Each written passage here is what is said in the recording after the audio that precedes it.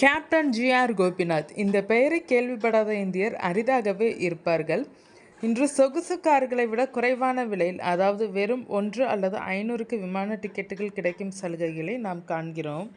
இதற்கெல்லாம் அடித்தளமிட்டவர் இவர்தான். வெறும் 2 பழைய விமானங்களை கொண்டு நாட்டின் ஒட்டுமொத்த விமானத்துறையையும் தலைகீழாக புரட்டி போட்ட ஒரு சாதாரண பள்ளி ஆசிரியரின் மகனின் கதை உண்மையிலேயே ஒரு திரைப்பட கதைக்கு சற்றும் குறைவானதல்ல. இந்தியர்களின் பறக்கும் கனவிற்கு சிறகுகளை அளித்த ஒரு சாதாரண கிராமத்து சிறுவனின் விறுவிறுப்பான வரலாற்றை விரிவாக பார்க்கலாம். கேப்டன் கோபிநாத்தின் முழு பெயர் கோரூரு ராமசாமி ஐயங்கார் கோபிநாத்.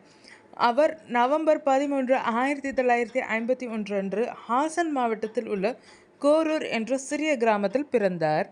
அவரது தந்தை கோரூர் ராமசாமி ஐயங்கார் ஒரு பள்ளி ஆசிரியராகவும் விவசாயியாகவும் இருந்தார். அவரது தந்தை தான் அவருக்கு முதல் ஆசிரியர். கோபிநாத் தனது சிறு வயதில் பள்ளிக்கு செல்வதை விட இயற்கையின் மடியில் படிப்பதை விரும்பினார்.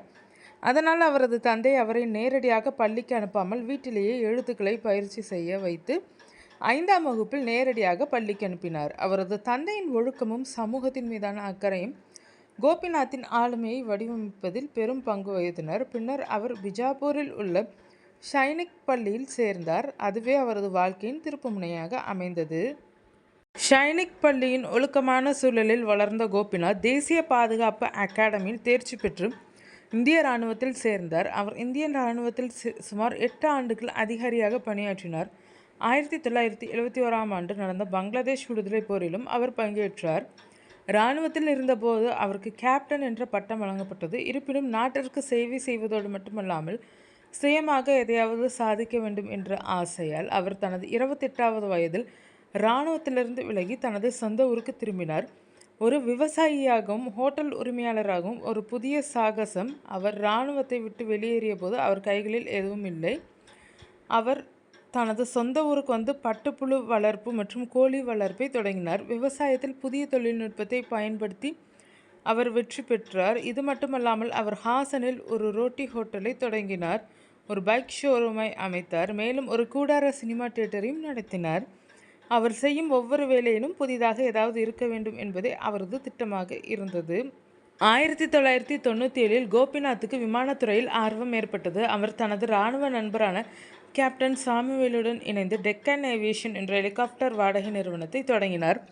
அந்த நாட்களில் அரசியல்வாதிகள் மற்றும் பெரிய தொழிலதிபர்களுக்கு ஹெலிகாப்டர்களை வாடகைக்கு விடும் இந்த தொழில் பெரும் வெற்றி பெற்றது. பணக்காரர்கள் மட்டுமே ஹெலிகாப்டர்களை பயன்படுத்திய நாட்களில் அவர் அதை ஒரு வெற்றிகரமான தொழிலாக மாற்றினார். ஹெலிகாப்டர் தொழில் நன்றாக சென்று கொண்டிருந்தாலும் கோபிநாத்தின் மனதில் ஒரு எண்ணம் எப்போதும் இருந்து கொண்டே இருந்தது. ஒருமுறை அவர் அமெரிக்காவுக்கு பயணம் சென்றபோது சவுத் வெஸ்ட் ஏர்லைன்ஸ் என்ற குறைந்த கட்டண விமான நிறுவனத்தை கண்டார். அங்கே சாதாரண தொழிலாளர்கள் கூட வசதியாக விமானங்களில் பயணிக்க முடிந்தது. இது ஏன் நம் இந்தியாவில் நடக்கக்கூடாது? நம் நாட்டில் வெறும் 1% மக்கள் மட்டுமே விமானத்தில் பயணிக்கிறார்கள். மற்றவர்கள் ஏன் ரயில்களில் அவதிப்பட வேண்டும்? அங்கிருந்து தான் ஏர் டெக்கான் பிறந்தது. அவரது தொலைநோக்கு பார்வை மிகவும் தெளிவாக இருந்தது. ஒரு சாதாரண இந்தியர் கூட மாதம் வெறும் 5000க்கு விமானத்தில் பறக்க முடிய வேண்டும். அந்த நாட்களில் ஒரு புதிய விமான நிறுவனத்தை தொடங்க நூற்றுக்கணக்கான கோடி ரூபாய் தேவைப்பட்டது. ஆனால் கோபிநாத்திடம் அவ்வளவு பணம் இல்லை. அவர் தனது 5 கோடி மூலதனத்தை முதலீடு செய்து வெறும் 2 பழைய ATR-42 விமானங்களை குத்தகைக்கு எடுத்தார். ஆகஸ்ட் 25, 2003 அன்று ஏர் டெக்கான் பெங்களூரிலிருந்து ஹூப்ளிக்கு தனது முதல் விமான பயணத்தை மேற்கொண்டது. அதுவரை விமான போக்குவரத்து கோடீஸ்வரர்களின் சொத்தாகவும் கோட் மற்றும் டை அணிந்தவர்களின் விளையாட்டாகவும் மட்டுமே கருதப்பட்டது. கேப்டன் கோபிநாத் பயணச்சீட்டு விலையை வெகுவாக குறைக்க சில புரட்சிகரமான மாற்றங்களை செய்தார். அவர் விமானத்தில் இலவச உணவு மற்றும் சிற்றுண்டி வழங்குவதை நிறுத்தினார். அதை விரும்பியவர்கள் அதற்காக பணம் செலுத்த வேண்டியிருந்தது.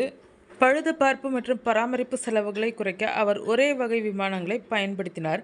பெரிய விமான நிலையங்களுக்கு பதிலாக அவர் சிறிய நகரங்களில் ஹூப்ளி, பெல்காம், மங்களூரு உள்ள விமான நிலையங்களை இணைத்தார். இணையம் மூலம் பயணச்சீட்டுகளை முன்பதிவு செய்வதற்கான ஒரு முறையை அவர் அறிமுகப்படுத்தினார். இது பயண முகவர்களின் தரகு தொகையை சேமித்தது.